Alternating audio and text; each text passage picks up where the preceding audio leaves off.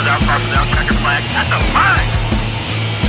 Awesome drive, man. Awesome drive. It's nice to close out a race like that. That was awesome. This is the Team Blaney Podcast. Welcome, everyone, to 2023 season episode 20 of the Team Blaney Podcast. My name is Adam Rogers, and alongside me is co-host Steve Mez. As always, this podcast is brought to you by fans for fans.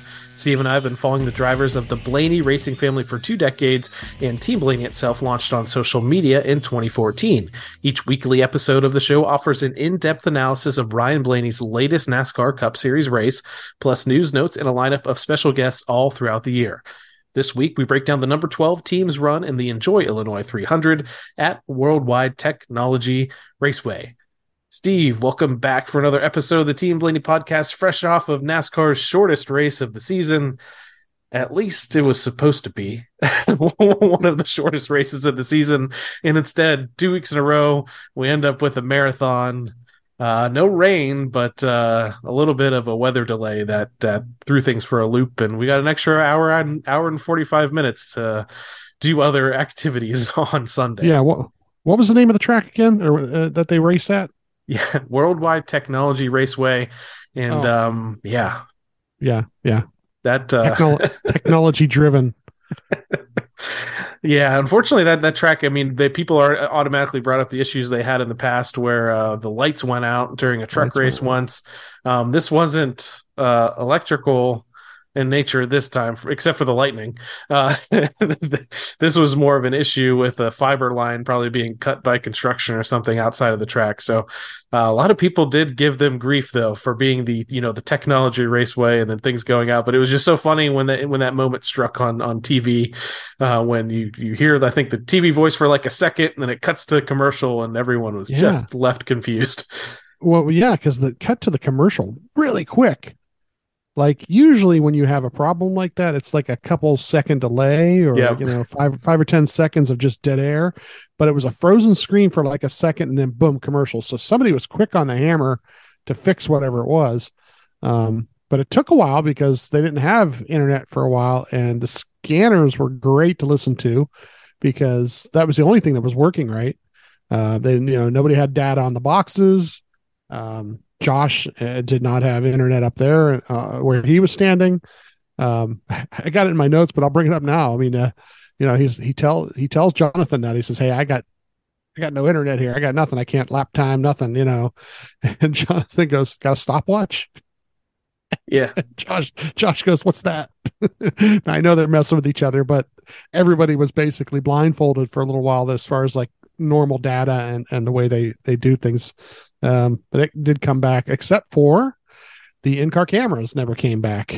So that made the way I watched the race a little bit different. I had to go back to old school a little bit there, but it was quite an interesting weekend there. Yeah, interesting scenario there. And I again, thanks to Tony Palmer, the race engineer for Ryan Blaney, that came on last week and talked with us. We had an interview with him, really great stuff. But the whole time during that race, when the data and everything went out, that's all I could think about is like, oh man, I'd really like to know what Tony's going through right now, because he's the guy, and he talked about it with us. He's the guy that's calculating the fuel mileage and watching all of that stuff that they didn't have for a very long portion of that race. So that's that had to have been interesting. And I would like to know what Tony's thoughts were on what happened there. The other thing that was interesting was just the fact that how lost people were. I think Rodney Childers, Kevin Harvick's crew chief, had tweeted about it, about being completely lost because they didn't have their line of communication back to the war room, in North Carolina. Again, none of that data on the car. And it was like they didn't know, almost like they didn't know what to do. And I'm like, come on, Rodney, you're a racer. I mean, you haven't gotten too used to how all of this works. And but it was interesting hearing that from a lot of folks.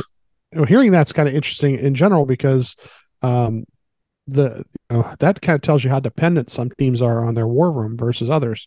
We talked to Tony last week about it, and he said, yeah, we do this or we do that with it, but they didn't sound as dependent on it as some of these other teams did this weekend. Like, you're right. Like they sound like they were more dependent on, like, going back to, like, in other words, there must be somebody back at the war room that they depend on more. And maybe that person needs to be at the track instead, in case this happens again. And everything I've heard on, the podcasts that have been released this week and other interviews is that the drivers loved it. Uh, because they were the spotters and everybody else didn't have the data to tell them how they were driving wrong. If you're getting too hot into a corner, hey, the guy in front of you or behind you is doing this, you need to try this.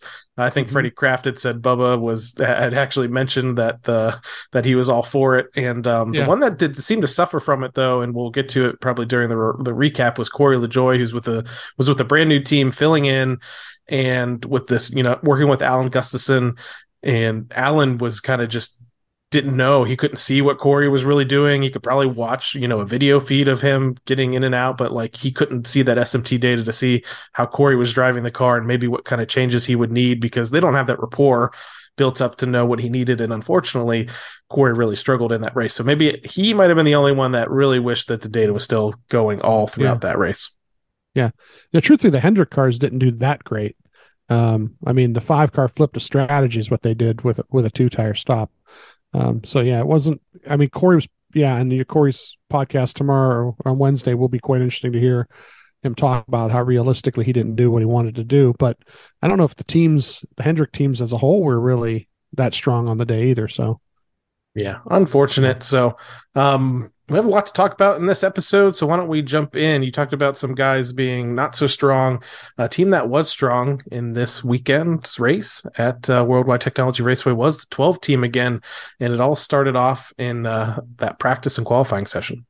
Well, it started off on Friday, actually. Well, so I should preface this by saying the team as a whole was really strong.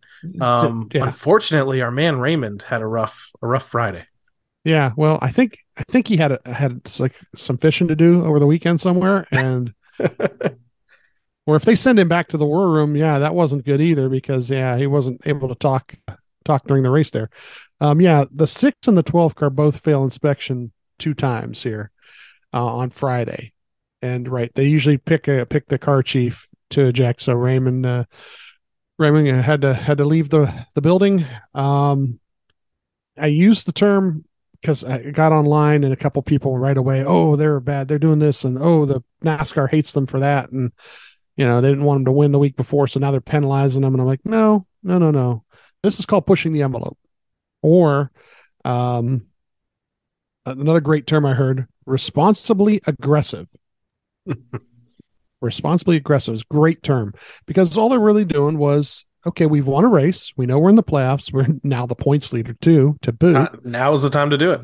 Let's do something and see, if, I don't want to say get away with it per se, but, sometimes they're a gray area. And until you push the gray area, you don't know if you're going to push it to your advantage or be told to stop.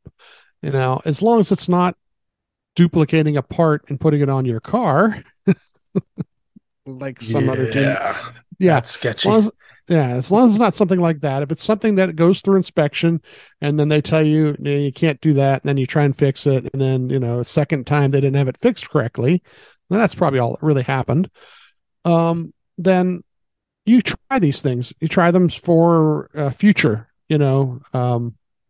inspections and races. And quite honestly, these inspection failures in pre-race are aerodynamic things, like just they're out of tolerance on the scan, so it's not like they're trying to cheat or get something past the officials. It's really just maybe the fender's out just a little bit too much because they've kind of bent this way, or this bolt or something isn't as tight as it normally would be, or I'm just making this probably not exactly what it is, but that's kind of how things get out of tolerance. And once you are, and then you try to fix that, then other parts of the car kind of shift around as they keep going back through the scanner. Could have been something, like I said, on purpose, because they were testing to see if, not to say get away with it, but if, where the gray area is and if they're inside of it or outside of it.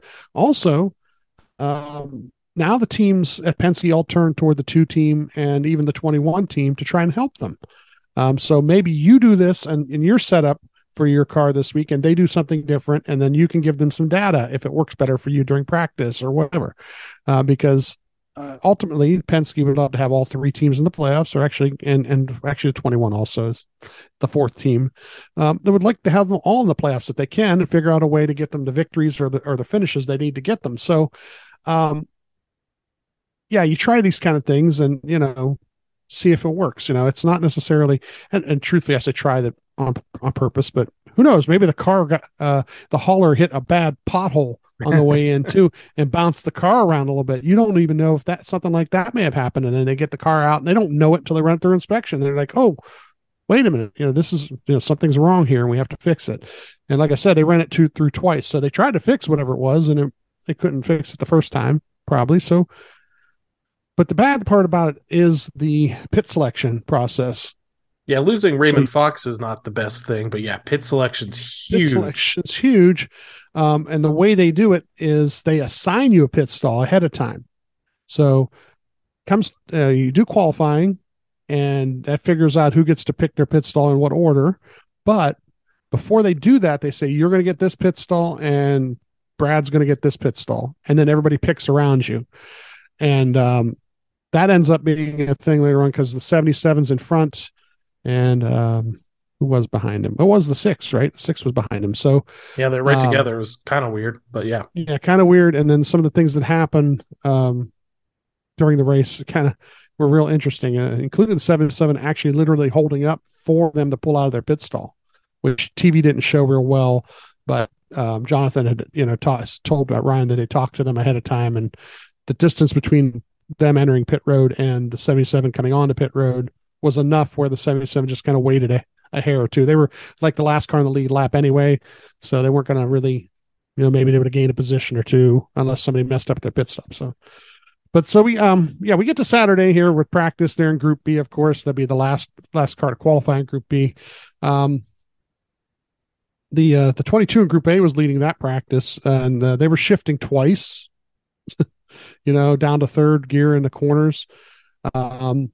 That did not excite me. Denny Hamlin talked about on his show that they did mess with the gearing a little bit, and it actually made them shift more. I was like, come on, why? We're supposed to be going in the opposite direction, and then now they're shifting more than they were previously.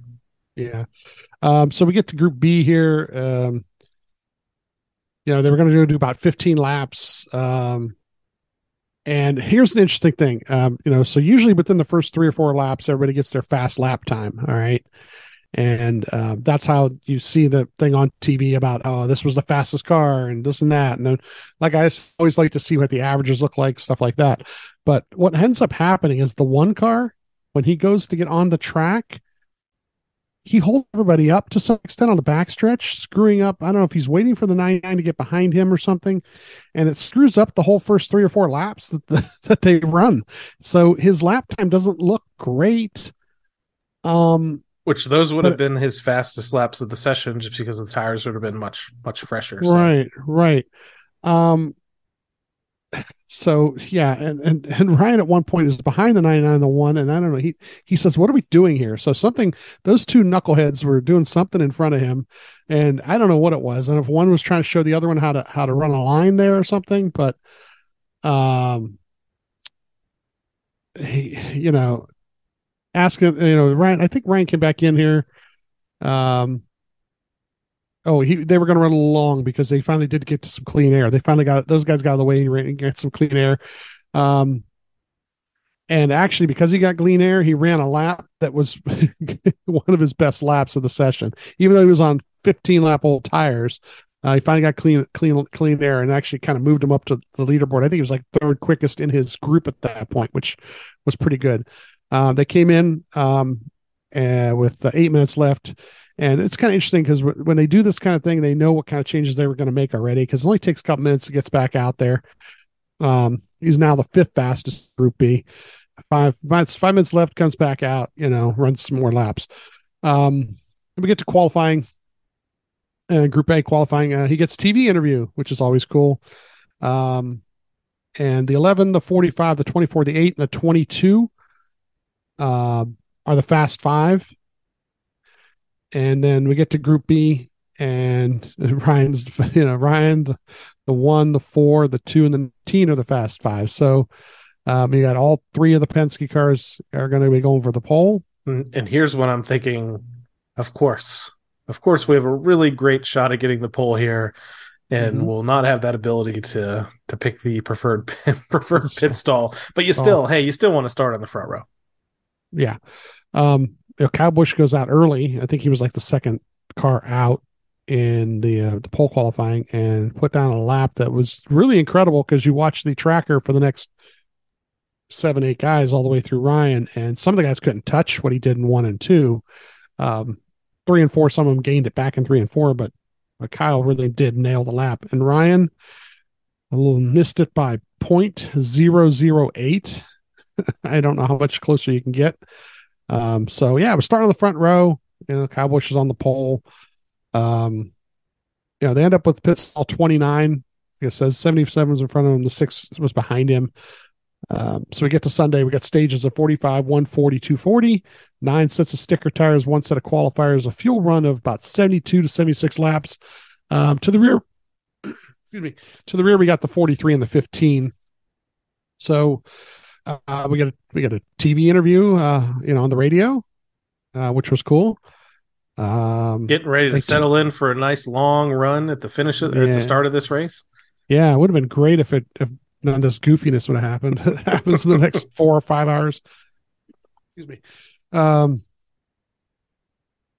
They do their pit road thing, and I always kind of take note of it, because they try to be more aggressive with the pit road speed as usual, but Jonathan tells them to just like a half a light, just back it down just like a half a light. At the beginning start, the 8 actually took the bottom, but that changes during the race. Everybody ends up at the high lane for the starts here. Ryan actually leads lap 2, running side by side with him. So the restarts were wild as heck. You could run next to somebody for a good 3 or 4 laps before finally, having to concede the position. But he does lead lap 2, and we get a caution for the 45 spinning, and the 47 might have helped him along there. And Josh tells him it's the 8th and the 12th, so he's still second. And of course they're staying out, and then we got our lightning alert. Red flag. What would you say, about an hour and 45 minutes? I think they were out for the hour 45, and it was resetting. interesting. Kept resetting. You got to keep watching Bob's Twitter. Started out with just a little cell. They said right at the edge, right at the 8-mile limit out there. It was a little cell, and I'm like, come on. But then as you continue to watch the radar, there's lots of more storms that kept popping up. But again, right at that edge, and every single time, they would get down to 5 or 6 minutes, and then boom, here it is again. And I can understand, and I've been through these lightning delays. I think I talk about all the time our experiences at Daytona, and that's just the way Florida works with storms and pop-up storms. Is we've been through so many rain and lightning delays at Daytona that it can get frustrating, but it's a major safety issue. Because of we talk about it all the time, what happened at, or the TV does when they go through this. Unfortunately, there was a fatality at Pocono several years back, and they've gotten really serious about it, even though the fans don't always get super serious. I think the first half hour at Gateway, it looked like everybody stayed in their seats, but then eventually they all started trickling down to find something else to do for the next hour and a half. But unfortunate. Before they unplug the radio, Ryan says, "Yeah, here we are sitting in the sunshine." And Josh goes, "Yep, I'm up here working on my tan." I always love it. The banter's great. So about 5:40 Eastern time, they finally fire him up. Josh tells him pit road open, and Jonathan says staying out. This is always a normal thing. When they're going to stay out, Josh always tells them pit road's open, and right away Jonathan goes, "We're staying out," unless there's some sort of trick coming. The restart, actually lap 7 here. The 8 takes the top now, Ryan on the bottom. And they restart, and by lap 11, the 8 finally clears Ryan. Lap 15, talking about his line and the line of the 11 car behind him. And Ryan is only about half a second back of the 8.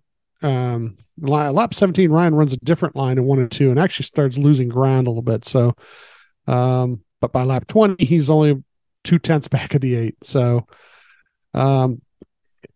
he says he's a little bit tight, and by lap 35, he's over a second behind the 8 at this point, in second still, though.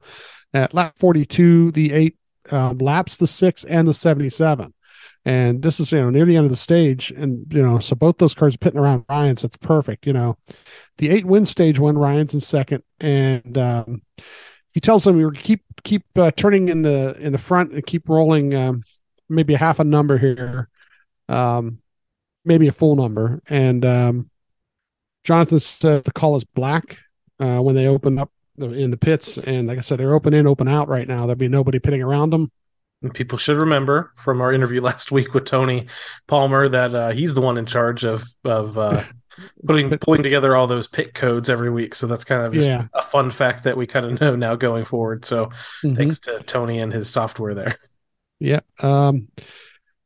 So pitting in second, come out second with 4 tires and a 10 flat pit stop here. We got a 19 gets a penalty, the 2 gets a penalty, and then the 2 was a speeding on to pit road. So they kind of once again, make sure that you're running a half a light less than what we set. The 8 car takes the top, Ryan takes the bottom here. And Jonathan tells him to take care of fuel here because it'll be a little bit longer run.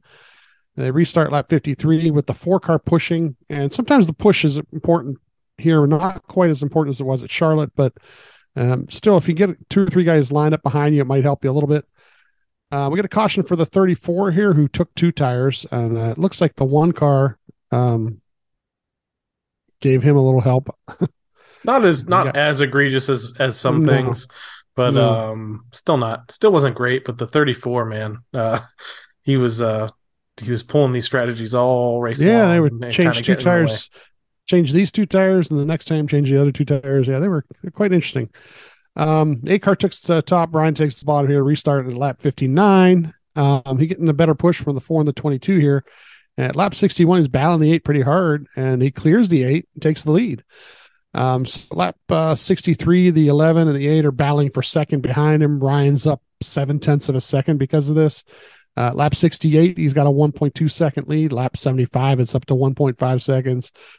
Ryan tells them we're getting a little tight in the corner, and lap 80, Ryan changes his line a little bit to match the 8's line and has a 1.7 second lead. Now, this is the thing, on the restarts, the passing happens on the restarts, but once they get spread out and going, it's extremely hard to pass.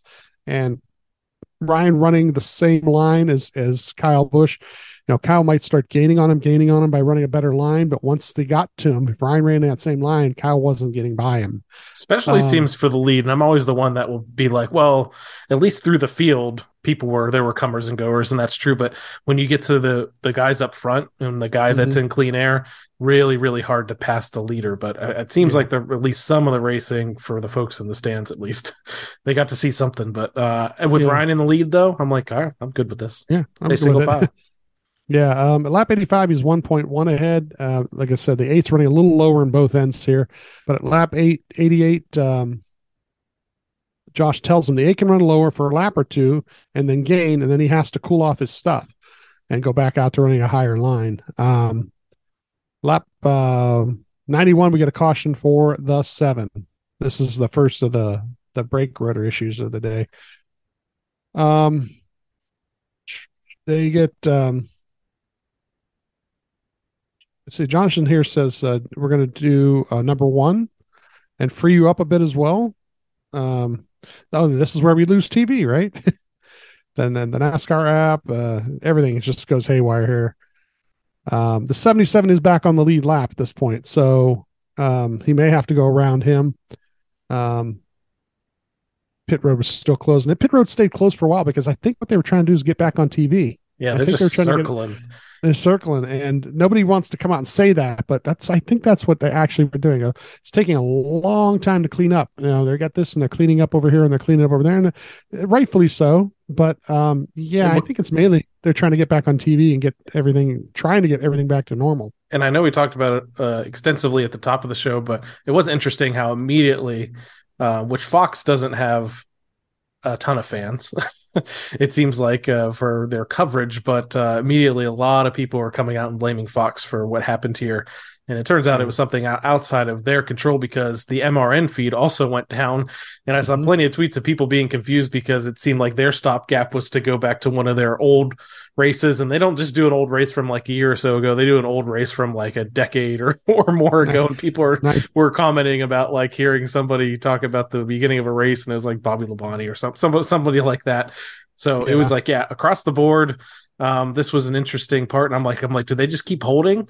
And they do eventually come back online. And but I guess they ditched MRN. MRN was still out for I think through maybe potentially the end of this next stage. But so it shows you TV is king, and they waited for TV to get back online to continue the race. So now, interesting thing that's said before they pit. Ryan actually says thinking Menards ? And Jonathan says 10-4. So Josh says we're clear in. The 77 is on the lead lap now. He did get the lucky dog last caution. So Jonathan says stop short just to make sure in case they got to go around him. And they come in and they change right sides. That's it. They come in first and they leave in first, and it's a 4.3 second stop. Pretty impressive. Luckily, we always talk about when they do tire strategies and things like this that they ideally will have a buffer. And I think they had 4 or 5 cars end up behind them. It's probably in your notes. The first 5 off pit road. So the first 5 cars off pit road. So 2 rows, 2.5 rows of guys on 2 tires. And unfortunately, what I will say is this strategy works out so well that it actually kind of ends up beating them a little bit the rest of the day because everybody sees how well they can do, and they put it in their memory banks for the end of the race. Mm-hmm. Yeah, and there's the thing is you still have to have a really good car, but a couple of the ones who do it later, they have the equipment.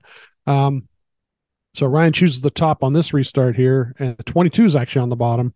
I think the 22 actually had a faster 2-tire stop, but they were on the same strategy too.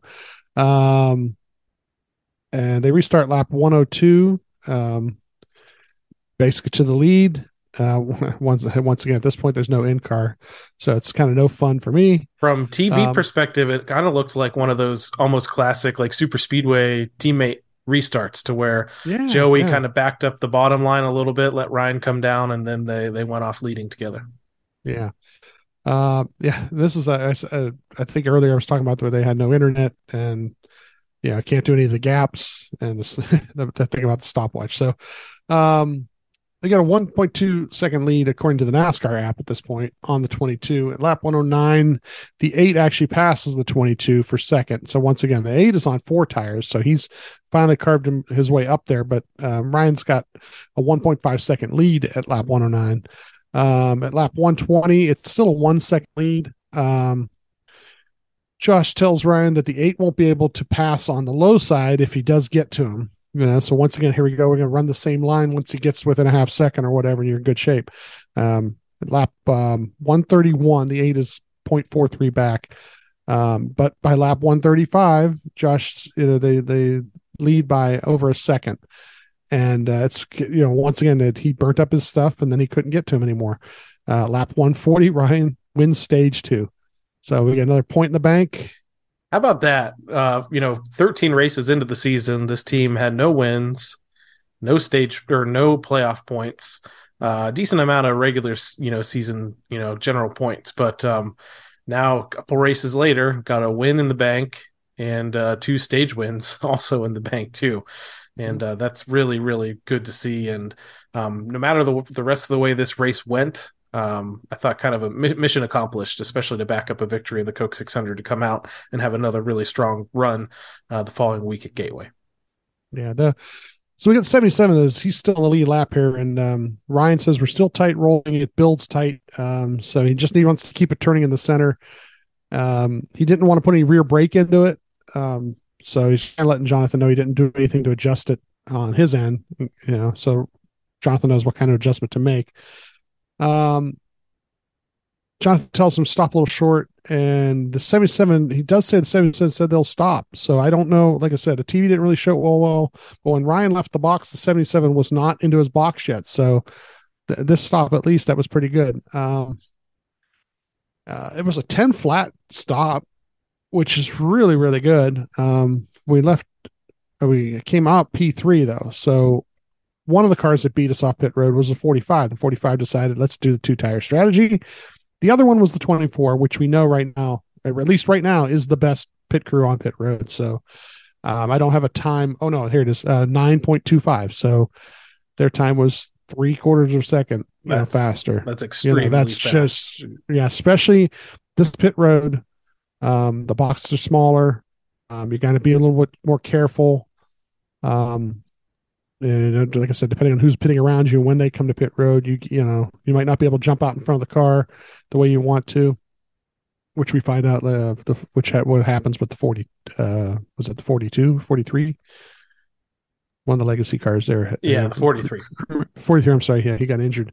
And Jonathan tells us at this point, we're one stop from here, so save fuel you can. So tires have showed that there wasn't enough fall off to want to get tires every time you can, because you didn't gain enough basically off of it. So P3 for the choose 45 takes the top. Ryan takes the top behind him. The restart lap 147 here, and the 11. He's battling the 11 for third here, but within a couple laps he sorts out to fourth. At lap 152 though, he passes the 11. The 11 passes the 45 for second. And now we're trying to pass the 45. At lap 154, we do pass the 45 for P3. So you can do 2 tires, but unless your car is really dialed in, the 4 tires will get to you.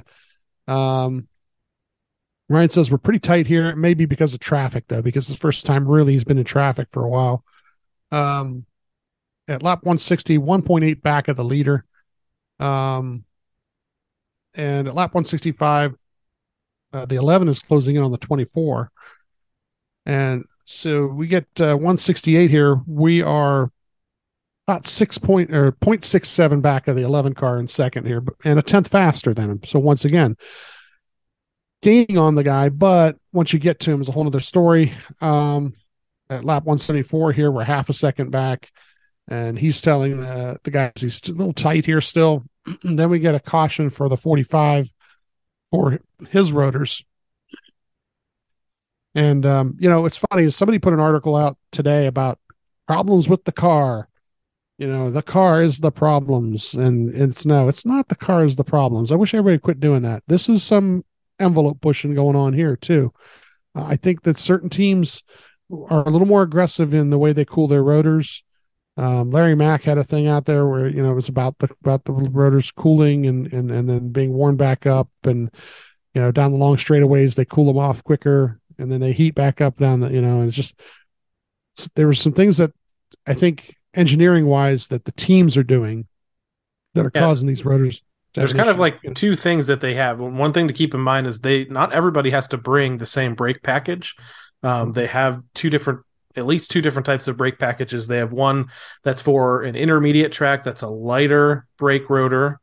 And then they have one that's for short tracks that's much heavier, that's heavier and heavier duty to keep up with the heavy braking that they're going to do at places like Martinsville. So there's a possibility here that a lot of folks said that the braking into turns 1 and 2 at Gateway was very much hard on the brakes and very much like a short track.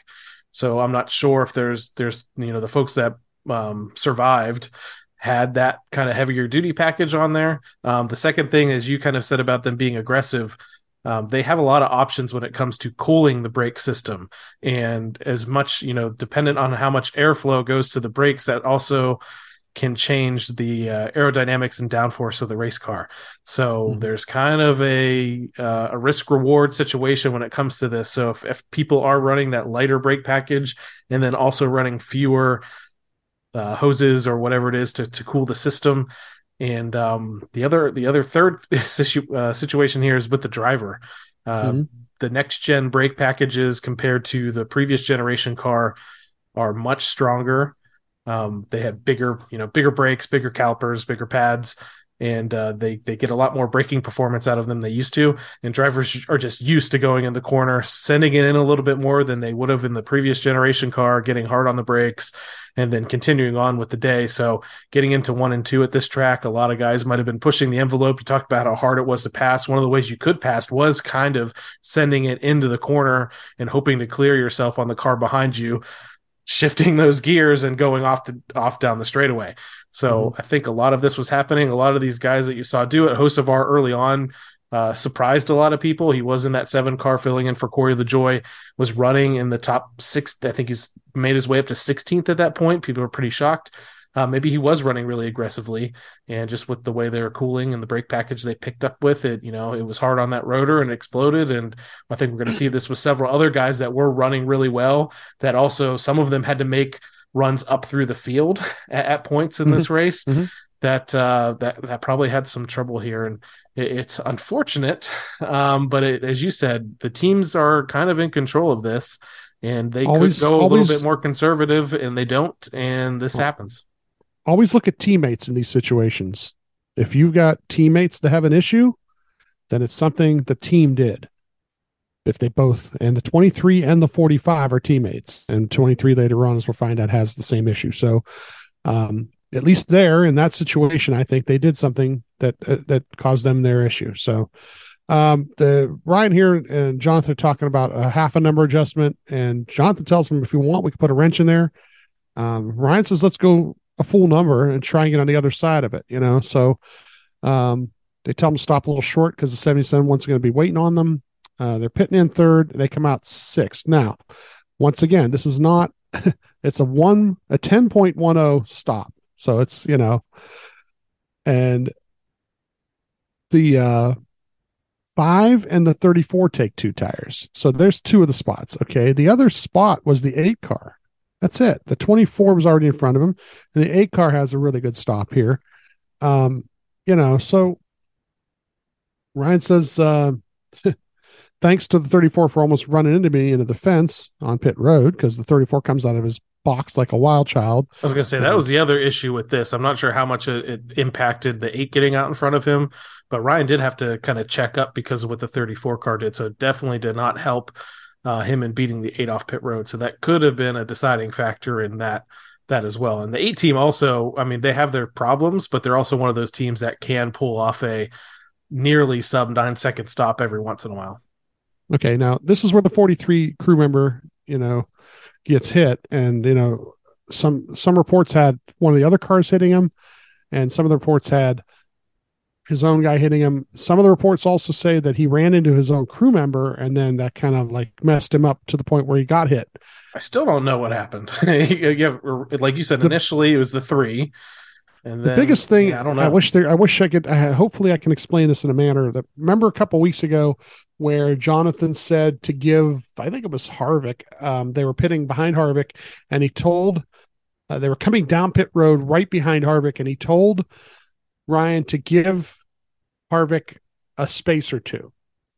Okay, and the reason was they were going to come in behind him. And Harvick was pitting exactly in front of him. If you come up bumper to bumper, it gives your guys nowhere to go around the car, because you're coming in right behind the car coming in front of you. Yep. And I think this is what actually happened. I think it was it the 3 car they were pitting by? The 3. I think the 3 car was the car they were following into the pits. They were right behind that 3 car. They gave no gap to the 3 car. So his crew guys come jumping around there and try to go around the front of the car, and they have no room to go between the 2 cars. They run into each other. One of the guys might have fell or whatever and got hit. So I think that's what it actually comes down to. It slows your stop, yes, because you have to, you're waiting a second for your car to get there, and he's giving gap to the guy in front of him, but it's a safety issue. And Jonathan did that earlier in the year, and people don't realize that really is a good move. Even though you may lose a second on pit road, it keeps your guys from getting injured. And we find out here that I think this is what happened. I had one of the other podcasts, I think it was Door Bumper Clear, they actually explained it. That's what it was. He was bumper to bumper with the car in front of him, and that car was pitting in the stall right in front of him. So when his guys come over the wall, they had nowhere to go to get around the car on the front side. So Yeah, unfortunate. Sounds like he's gonna be okay. But Be okay. when you Yeah. see that ambulance on pit road immediately, that Yeah. was that seemed scary at first, especially when the earlier reports were that the three ran over the guy, and then you just think the worst. But thankfully, it seems like he's gonna make a full recovery. So the five here was one of the cars took two tires, and he's the leader now. He takes the top. Ryan is on the bottom here, and he's in row three on that bottom. So we get the restart at lap 183 here. The 99, he was lagging back, is what it was. Okay, because I texted you during this, and I was like, there's something that was going on, and what it was is he was lagging back on the restart, something they're not allowed to do. And I think later on I might have it in the notes here. Literally, Ryan says that about on the restart. Is he not allowed? He's not allowed to do that. I guess I should start doing that. If he can get away with it, then maybe I should do it too. So that's what ends up happening, because the 99 is actually behind Ryan. It should be helping Ryan. Instead, he lags back and then tries to get a run and tries to get up underneath Ryan, going into 1 and 2, and causes a little bit of an issue almost. The 5 and the 8 are battling for the lead here. Lap 185. He's up to fifth here behind the 34 and passes the 34 in that lap to get to fourth. Lap 190, he's faster than by a tenth than the second and third place cars, the 5 and the 11.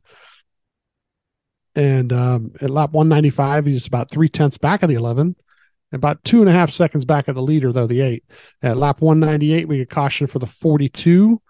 This is another brake rotor, and it damages the wall here, so we get a red flag while they fix the wall. And this one is a little bit scarier because with the other guys that blew their rotor, I don't know if they just were more experienced and they knew to stay up toward the wall. Noah's rotor blows out and he dives deep down into the corner, and it just makes things totally worse. So snaps and hits head on, and just so they're 15 laps into this run here, and Jonathan tells me I don't see anyone pitting. So lap 199, the Wrangler's the call, and Wrangler means they're staying out when pit road opens, at least this week, till Tony changes it. 8 car takes the top here, and Ryan is on the bottom here behind the 5 car in fourth.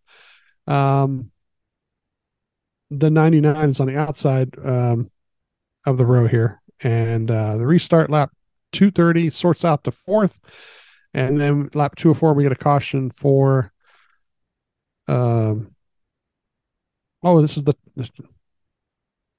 2 car hitting no, this is the 20. Oh, this is the 2 car did some bouncing around here. This is the 20 he actually hits at this point. Their 20's had a rough couple of weeks of spinning out during some of these races, but I don't think he hit anything. So so the 8, the 5, the 11, the 12, 34, the 22 are the top 6 at this point, and of course we're staying out here. The 8 takes the top. Ryan is in fourth. He takes the bottom here, so he's in row 2. He'll be pushing the 5 car. Restart lap 209. At lap 210, he passes the 11 and gets to third. At lap 212, we get the caution for the 15 car. We're staying out again. The 8 taking the top here. Ryan's in third here, and he's taking the top behind the 8. And a restart lap 217, he's battling the 11. And 218, he sorts out the fourth here, and we get a caution for the 3 and the 47. And this is where the 2 hit the 3, or did the 3 hit the 2? The whole thing. It became a whole thing on Twitter. And this is what's unfortunate. We talked a lot about the Chase Elliott and Denny Hamlin incident from the Coke 600, and how that was pretty blatant, just like Bubba's was pretty blatant. And I think we both agreed at the time, yes, he should get suspended. We agree with the suspension. And then here we go, this race where the 2 and the 3 do make contact in the right rear.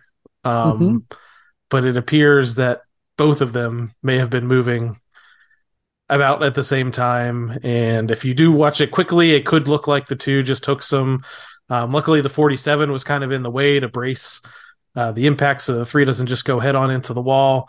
Denny Hamlin came out on his podcast and said, "Oh yeah, the data totally shows the two hooks him," but he said he didn't think that he would end up. He didn't say he should end up with a suspension. He just said he didn't think he would end up with a suspension.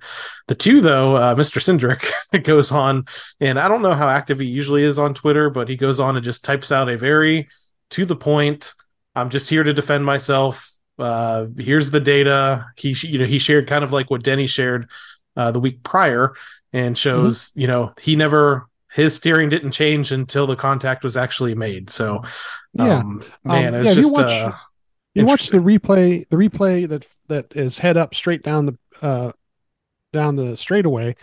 To me, it looks like the 3 car thought he was clear. Yep. He was on the left-hand side. He thought he was clear, and he moved over. Didn't look to me like the 2 tried to spin him because of it. The 2 just kind of probably defended his position to make sure he didn't get injured in it, or become part of the wreck.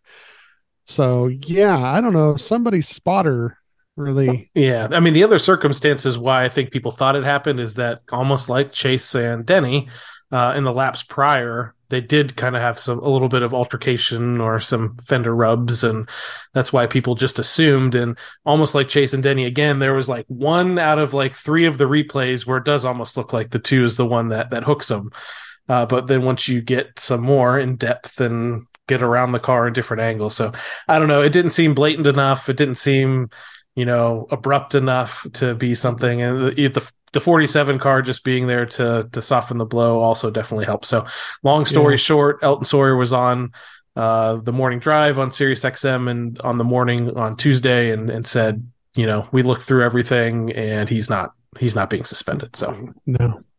So I think they red flag here too to fix something. And Jonathan Hassler gets a TV interview, which is really, really cool. It was like that GIF or that meme with Leonardo DiCaprio where he's like got a beer in one hand and he's pointing at TV like, hey. That was us. We were like, hey, oh, look, we know that guy. And I thought it was interesting just because I'm like, I don't think we're really in the mix to win this race, but hey, I mean, we're going to take any Jonathan Hassler TV time that we can get. And I think it was also an opportunity to catch up with him after the Coke 600 victory as well. So that was cool to see. But, the other thing happening during these red flags is that Ryan and Joey Logano actually followed up with this too on his interviews later on. They're really hot. Ryan was saying, he's baking out there in that car when they're in there with fans off and just sitting there. They had to shut off the cool suits actually whenever they shut the car down. I have it in my notes. I didn't really bring it up, but they do tell them to shut the cool suit off, and then once they start back up, then they can turn it back on because they're trying to make sure that the electrical system doesn't take an extra draining. And Jonathan at one point explains that they have some sort of fix for this situation that they're working on too. So somewhere in the future they have something that'll, I don't know, maybe it'll be a battery pack. I don't know, but they'll have something else that'll help with the cool suit situation. So yeah, it definitely was not an ideal situation because you're stopping the car, and because you're stopping the car, you don't want to drain the electrical. So yeah, that does happen. To get back to the restart here, the 8's going to take the top. The Ryan is going to take the bottom here, push the 5 car from row 2. And we restart lap 225 here, racing the 22 for 4th. And by lap 235 we had the caution for the 23. So here we get the 23, the 2311 team, the other driver here. And worst part is Ryan says it was coming to him, but they can't get a long enough run. So he may have had a race winning car if they would have had like green flag run. He didn't because it was, caution, 5-10 laps, caution, 5-10 laps, caution, so, but this sets up a green, white checker. And the 8 car takes the top here. Ryan, it's P4 on the bottom, and it's every man for himself here. And it sorts out to 5th, and then on the last lap, the 19 gets him. So the 8 wins. Ryan finishes 6th. The 19 actually, I think, was on 4 fresher tires too. He had pitted during one of the pit stops previous here, where most of the leaders had stayed out. So he did get some run out of fresher tires with everybody else being out there on the track for a while. Once I got in my notes here, just too many short runs there. The 5 too, and we talked about Ryan, maybe talk about the 99 lagging behind a little bit. So I don't know if on this restart, Ryan didn't necessarily get up there to push the 5 as hard as he normally would have. and the 5 just doesn't get going at all. So the top no. line just cruises by, and I was like, okay, we're going to hang on for a top 5 here. But it does look like the 19. I'm trying to watch up there. They have the camera on, the 8, and I'm trying to watch what's happening in the background. It does look like the 19 got pretty aggressive on that final lap and coming out of the final turn. One thing that I noted about that was, I'm like, well, in the 600, there's 2 different incidents between Ryan and the 19 car. One where Ryan was aggressive a little bit earlier in the race, and I think it actually made it on Radioactive, where Truex said like, man, I was just going to give him the spot. Like, you didn't have to be that aggressive. And then also that last restart where he bobbled. He bobbles right in front of him. So I was like, and everybody went, whoa. I think Truex was already like, you know what? I cut him some breaks last week. This is my time to cash that check. Yeah. And like I said, though, he was on, I think going into the last restart, everybody else's tires were 50 some laps. And I think Truex's were 14 or 15 laps is all he had on him. So, wherever he was coming from, he definitely had the fresher equipment to do it with. So, unfortunately, no top 5. But what a bummer! It was so weird. Like, you come off this high of them finally getting to victory lane, and you're kind of spoiled. And he leads laps in this race, a decent chunk of laps, wins a stage, is kind of in the fight. Still, technically has a shot at this if maybe the 5. Takes out the 8 or something on the white flag lap, and Ryan can scoot by because, stranger things have happened.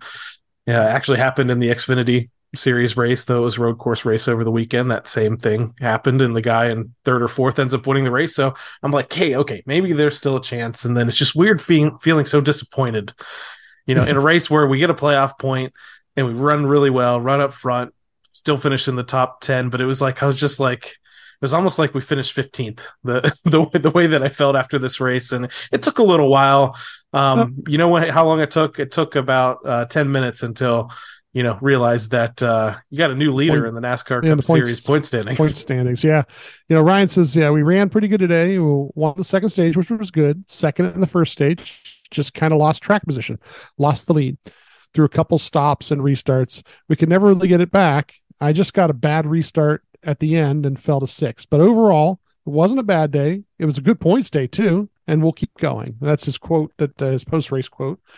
And like you said, it led to probably the most important part of the season now, not just winning a race and being in the playoffs, but if you lead the point standings at the end of the regular season, it is 15 extra bonus points. So it's like winning 3 races just for leading the point standings. So even if he doesn't win another race between here and the end of the regular season, but wins that overall points battle, it's like winning 3 races. So just now we got it. Let's see if he can hang on to it for the next, 8, 9 races that we got left.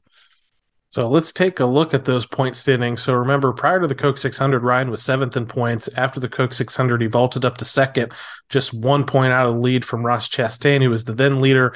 Now, after this race at Gateway, let's run through the top 10. In 10th, we have Tyler Reddick. 9th, Kyle Larson. 8th, Denny Hamlin. 7th, Kyle Busch. 6th, Christopher Bell. 5th, Ross Chastain. 4th, Martin Truex Jr. 3rd, Kevin Harvick.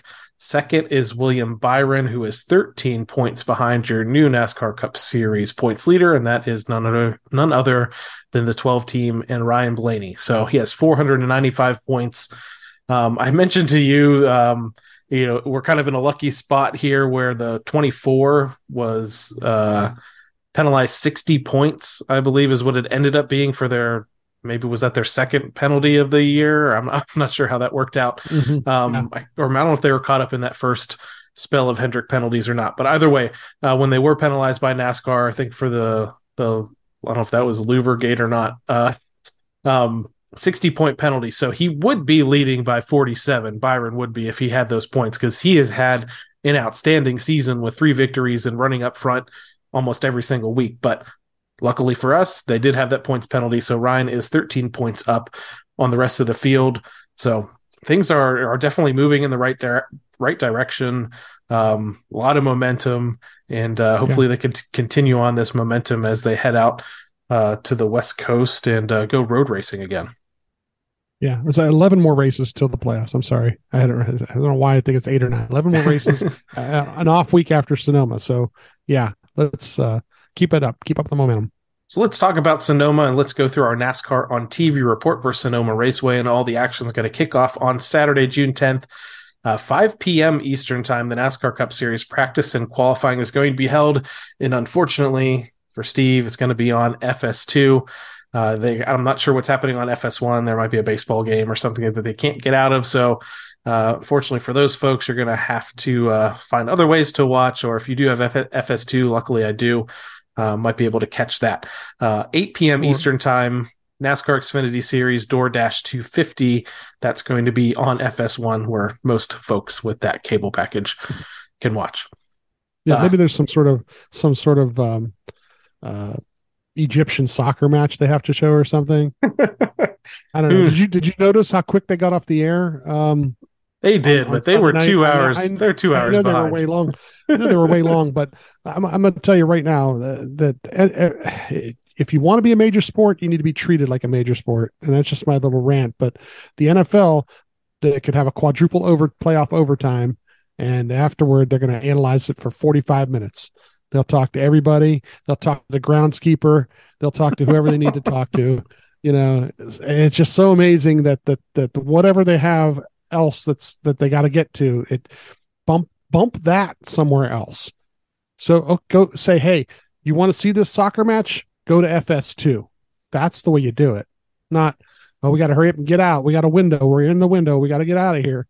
No, bump it over. ESPN has 60 channels, and you know what they do? Go watch on ESPN News right now if you want to watch that. I know it was supposed to start. It's going to start. Go over to ESPN News and watch the end of this here. You got to prioritize. And right now, Fox Sport, what is their major sport? I mean, they do have some baseball coverage, but is NASCAR your priority or not? Something for the television negotiation team to figure out, I think, with NASCAR. I think that TV decision made Steve hotter than the brake rotors at Gateway. So I will say, at least they did stay behind and interview Kyle Busch, who ended up winning the race. I have seen some Xfinity races that have been rain delayed and stuff where they crossed the finish line and they said, "That's all, folks," and they moved on. But at least for the Cup Series, they at least stayed for the winner. So again, practice and qualifying 5 p.m. Eastern time on FS2 on Saturday. 8 p.m. Eastern time is the Xfinity Series DoorDash 250. That'll be on FS1. And then the big race on Sunday, June 11th, 3:30 p.m. Eastern time, the NASCAR Cup Series Toyota Save Mart 350 at Sonoma Raceway, and that is going to be on the mothership of Fox. Ryan Blaney's stats at road courses overall, since we started doing this podcast, it has dipped just slightly. I think when we first started talking about him and his road racing abilities and how he had won the Roval and finished up front a lot, his average finish at around that time was between 12 and 12.5. With the next gen era, he's had some decent finishes, but not as strong as he was in the previous generation. So it slipped just slightly overall to 14.0. The good news is that Sonoma Raceway specifically, he's pretty good here. Average start of 13.0 and an average finish of 14.2. And he doesn't have a ton of starts here, just 6. So I'll just go through those where he has 1 top 5 and 4 top 10. So when he started out there in the 21 car, he finished 23rd, then 9th, then 34th, then 3rd, 10th, and 6th. So he's finished in the top 10 the last 3 races out there at Sonoma Raceway. So I think that's definitely a good sign. And they already have this momentum from the win and all this other stuff. So I think they have a decent amount of momentum just going into Sonoma itself based on his last 3 finishes. Yeah, the statistic, that's great that you're good with statistics and it's awesome, but the statistic about the finishes getting worse or whatever doesn't count, because the road courses they've added are a couple of these road courses where they play the punting game at the end of these races. Ryan has been running in the front row or in the second row, coming through turn 1 at a couple of these places, and then it gets punted, and finishes 22nd or 30th or, so. One thing about Sonoma that's good is it's a lot harder to do that because you come through that hairpin turn before the start finish line. So it kind of spreads the guys out a little bit coming up to the start line. That's really the only spot. That's like the one of the few spots where some guys do dive bomb, but it's really out of desperation. It's not as easy as it is to do on a restart, like you said. Right, on a restart, it's hard to do. That's the point. I think I'm really going toward is it's hard to do on a restart, and the main area where it ends up happening is once they go up under that bridge up the hill. Some guys get knocked off the course every once in a while there, and that's just because somebody didn't see that they were clear or not clear. So it'll be fun. It's a really kind of good rhythm kind of racetrack, and there's actually good places, good passing points as they come, like what would be the backstretch more or less coming down the hill, down through those S's. So it'll be a lot of fun to watch Ryan maneuver. It's weird, and I know you've been to a few road course races here the last couple of years between the Indy Road Course and then you went up there to Wisconsin as well to Road America, and you've been to Mid Ohio. They've added all of these extra road courses in the Cup Series schedule, and my two favorite are still Sonoma and still Watkins Glen, because it's like Watkins Glen's like super high speed and a little bit shorter. Sonoma's pretty technical, and it just, I don't know if it's just because I'm so used to them. I know them so well from playing them for 20 years on NASCAR video games that I can actually, it's one of those few places where I can actually picture each turn as they're going through, so I feel pretty knowledgeable about the track layout. I don't know what it is, but those two out of all of them, I mean, Coda was kind of exciting at first, but then, because of the first turn, but then Ryan's been used up so much in the first turn at Coda that I don't really like it anymore. So I don't know what it is. How do you feel about those two tracks? That's the key, is that Coda and Indy, and they may not do Indy after this year from the way people are talking, but those two places especially are the ones where it's full momentum on the restart and into a 90-degree turn. And what they really need to do is change the start finish line for restarts. Maybe not for the finish of the race, but for the restarts. Change the start finish on the restarts so that you can't do that, because all it does is just cause catastrophe after catastrophe, and then the race itself becomes secondary to the spectacle of watching everybody bang into each other going into one. So I love the racing at both those places because there is good passing, good places to pass. Talk about technical track. Coda is definitely, a great technical track, and they have to do limits. The rest of the way right through, it's nice, but yeah, that first turn kind of kills it. The first turn kills it on restarts. If they could quit doing that, figure out a way to stop them from doing that by maybe changing the restart area, like we've talked about that last year. Those will be good places to race too, because that's the thing, is what you're thinking about with Watkins Glen and with Sonoma is you've got a bunch of guys who've been going there for years and years and years and know how it works. They know the best place to make a pass. They know the bus stop that they can do certain things and get the car through the bus stop a certain way at Watkins Glen. Like I said, the hairpin turn at Sonoma is a great place to get up underneath those tires. If you can get underneath somebody, you might be able to slide. I don't want to say the word slide job because it's not technically a slide job, but get up underneath somebody, get a nose in front of them, and get to them before the start finish line. So yeah, those tracks are more familiar with where to pass and how to do it. And like I said, the other couple of these other places are good tracks. They just got this spectacle of like late race restart mayhem, and it just kind of takes away from the actual racing. Yeah, I was watching the NASCAR Xfinity Series as much as I could on Saturday, and for a second there, I thought, I'm like, this track in Portland might be a cool opportunity for the Cup Series to go race there, but they do have that first turn after start finish line is kind of sketchy, and you did see some guys get punted. So maybe that I liked it because it's a short road course.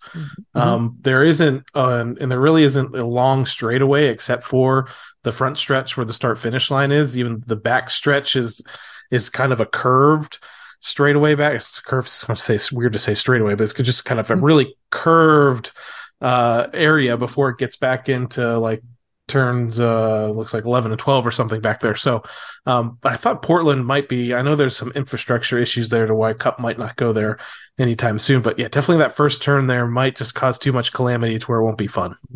Yeah, I mean, I don't know if you remember Ryan in the truck series that was at Canadian Tire.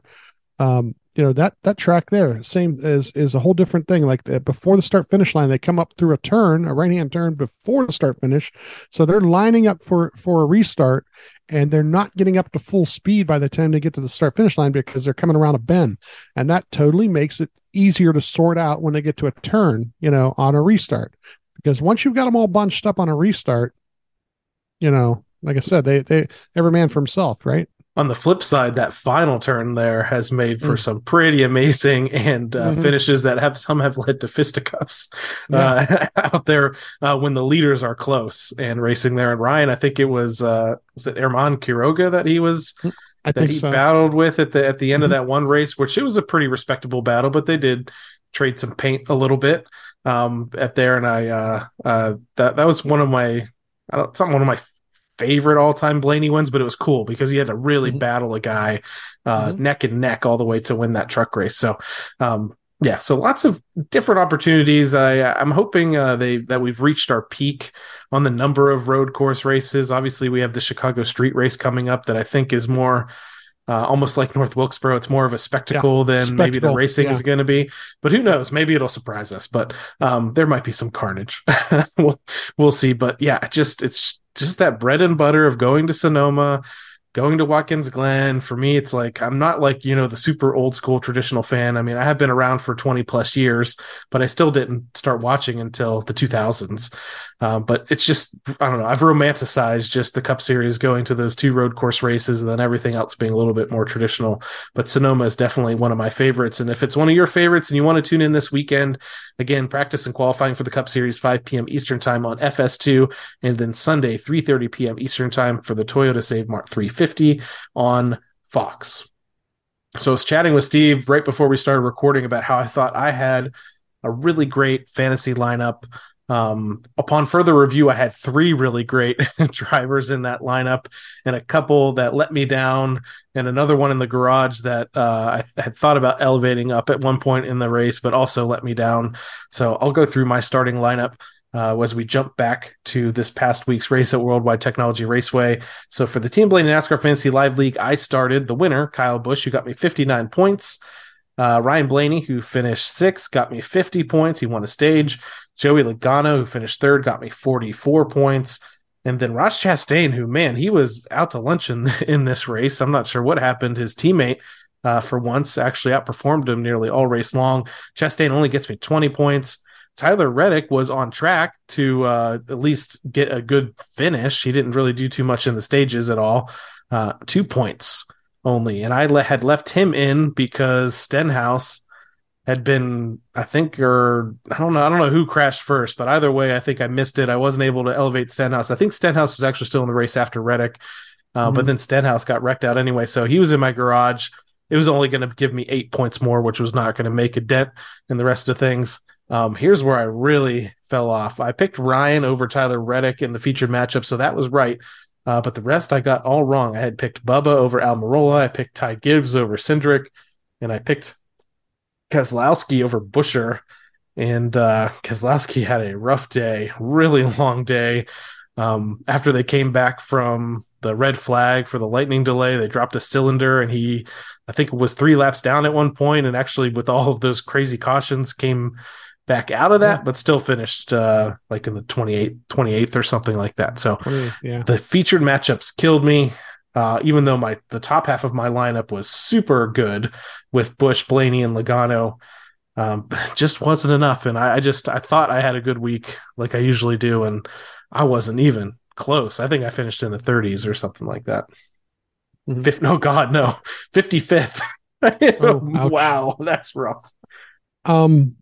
My feature matchups is what got me, because I only got 20 points out of my feature. I only got half of them. I did have Ryan over Tyler, and I did have Austin over Ty. Bubba Wallace should have, his rotor doesn't blow up, he would have beat Almirola. And then I had Brad, and that didn't work out either. But my lineup, and I'm out of Ryan. Can't use Ryan till the playoffs. But that's okay. I had Kyle Busch, who was 59 points. I had Denny Hamlin, who was 51 points. I had Joey Logano, who was 44 points. I had William Byron, who was 40 points, and I had Truex, who was 39 points. That is the number 1, 2, 4, 5, and 6 guy. Who was the only guy I was missing? Was Ryan. Ryan was the 3rd best guy in there. So I had I maximized my lineup basically for everything I could do except have Ryan in it. And I think it was only good for like 16th because of, I needed those other 2 matchups, what I needed. That would have been 20 more points. And I think I ended up with, what was it, 253. So Yeah. 20 more points. 20 more points would have put me at number one. That tells you how tight it was at the top.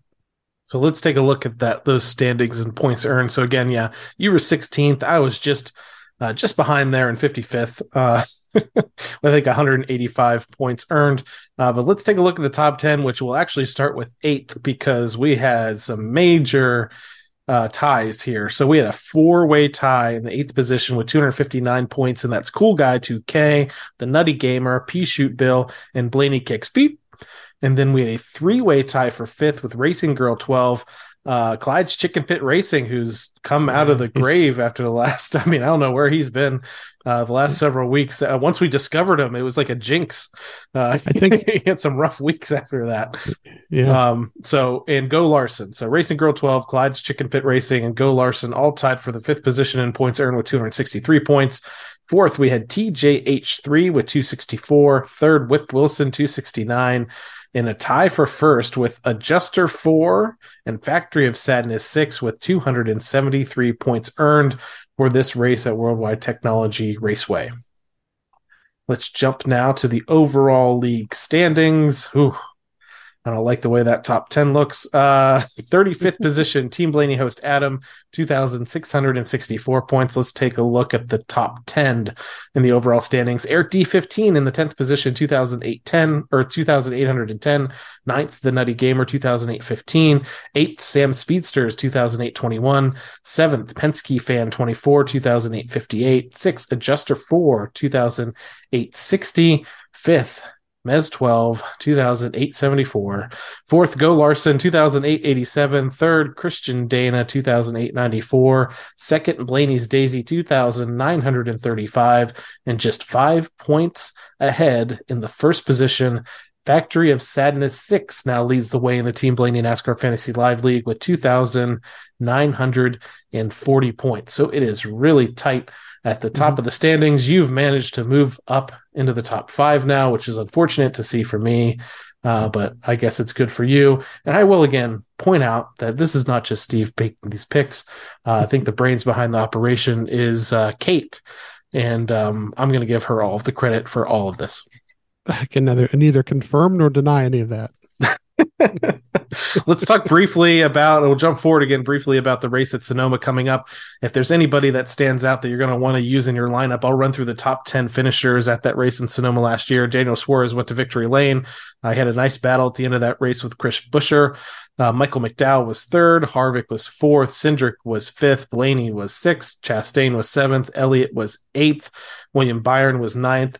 And 10th was Brad Keselowski. I can tell you for a fact that Chase Elliott will be in my starting lineup this week because I am 99.9% confident that the 9 car is going to win this race at Sonoma to make some sort of a statement. That's just the kind of storyline that would happen coming off a suspension and a controversy like that. He hasn't been as dominant in the next gen car on road courses as he was in that previous generation where it seemed like he was winning every single road course race. But he's still pretty dang good in it, and I would not be shocked for a rebound week for the 9 car. And just because I just feel like that sometimes the world's just aligned just to make these crazy storylines happen.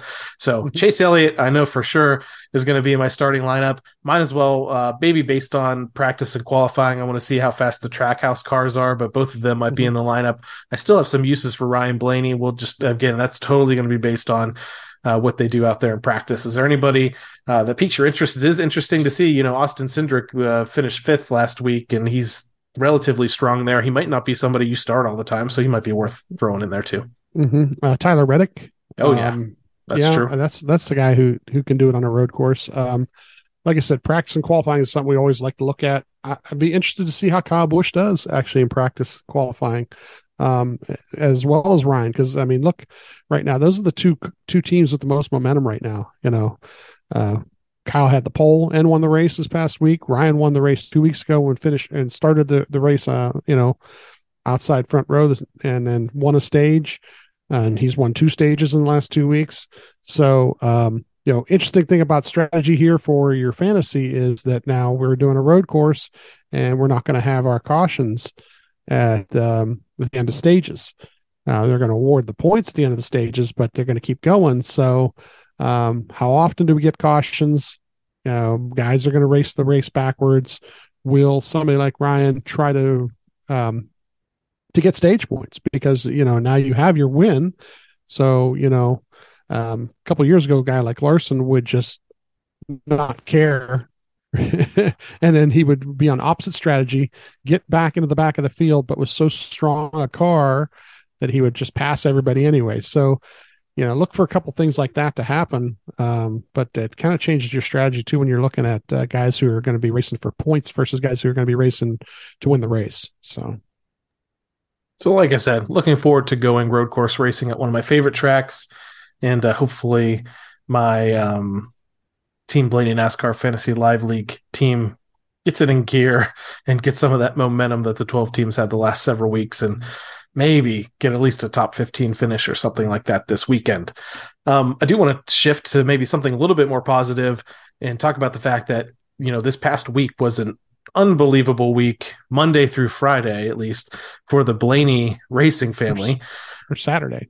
Oh, sorry. Yeah, Saturday. Sorry. Monday through Saturday for the Blaney racing family, where Ryan wins that rain-delayed race in the Coke 600. And then you also saw Dave Blaney and Dale Blaney, and it was great to see. For one, Dale Blaney has been back behind the wheel of a sprint car this year after being mostly off, especially full-time racing for the last several years, but he's now out there running the 32B sprint car. But they were both competing all week long in the Western PA Sprint Speed Week at a variety of tracks around Western Pennsylvania. And I'd like to remind folks the fact that Hartford is, or Sharon Speedway, maybe Sharon, but it is in Hartford, Ohio.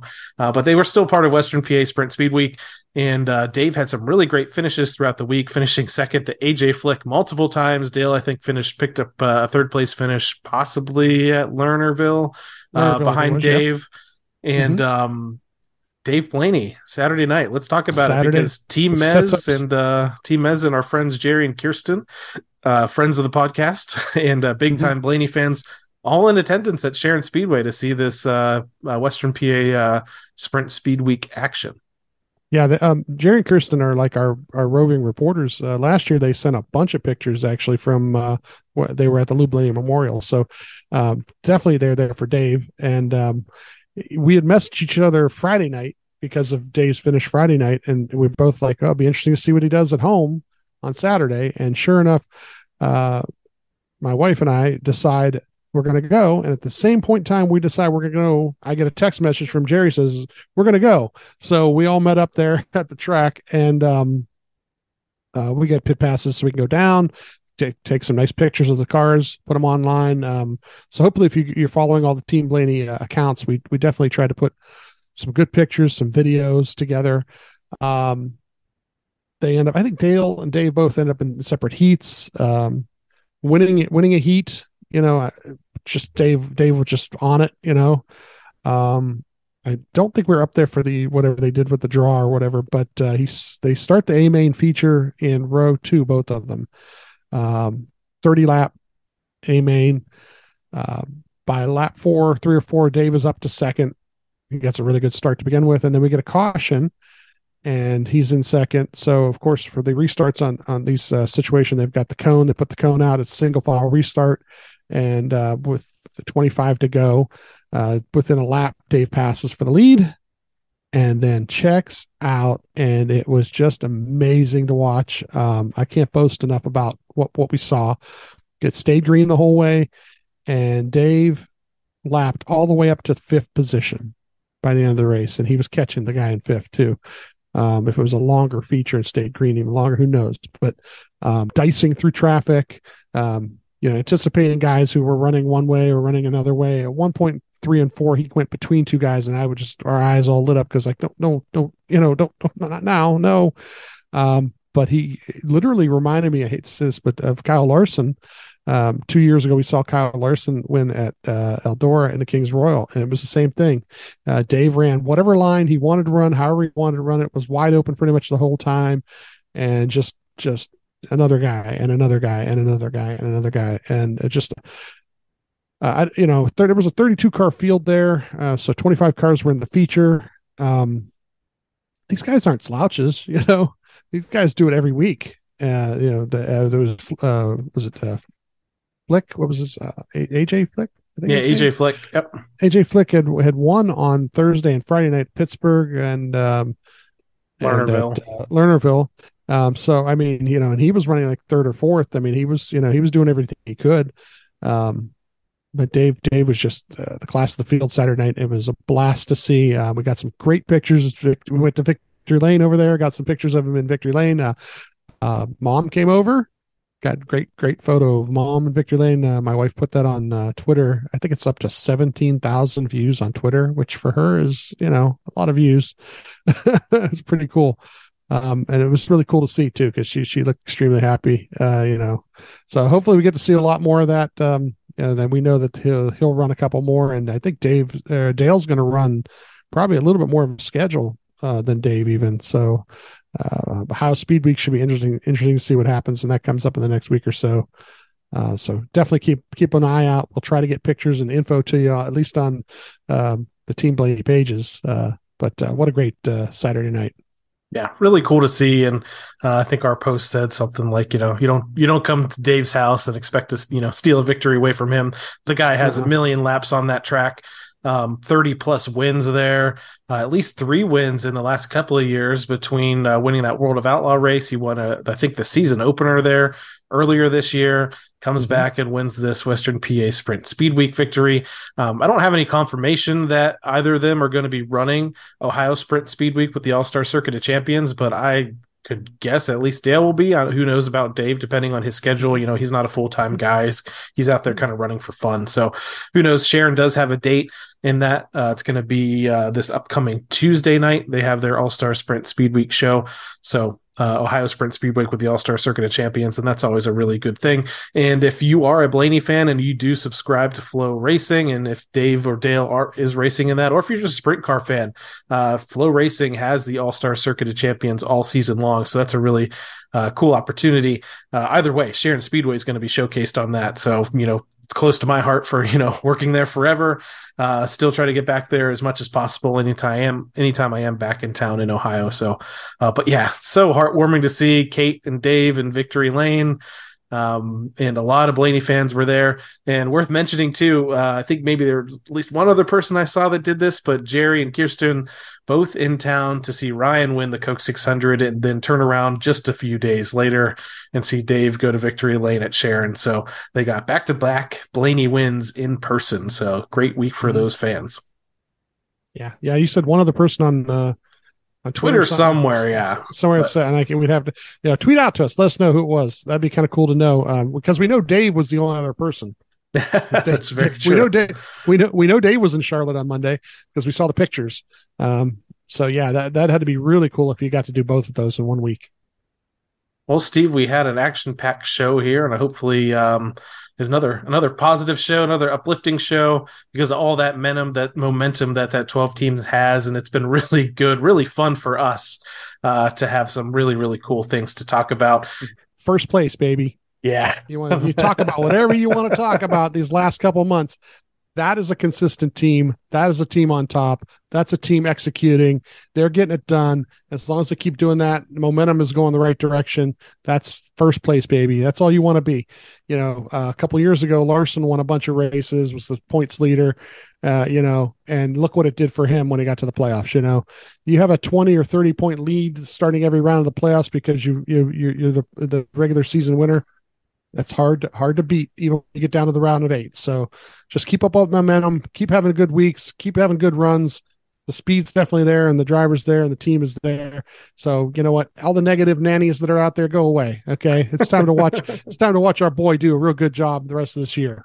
Let's go. Let's keep that power of positivity train on the tracks. Thank you once again, everyone, for tuning into this episode of the Team Blaney podcast. If you'd like to learn more about myself or co-host Steve, just listen to our very first episode that explores our Blaney racing fandom. You can interact with us on Facebook and Twitter at Team Blaney, and on Instagram and TikTok at team.blaney. And finally, we'd like to encourage you to support the Ryan Blaney Family Foundation, established in 2018. This organization supports causes like the Alzheimer's Association Foundation and UPMC Sports Medicine through fundraisers, events, and membership in the Blaney Bunch Fan Club.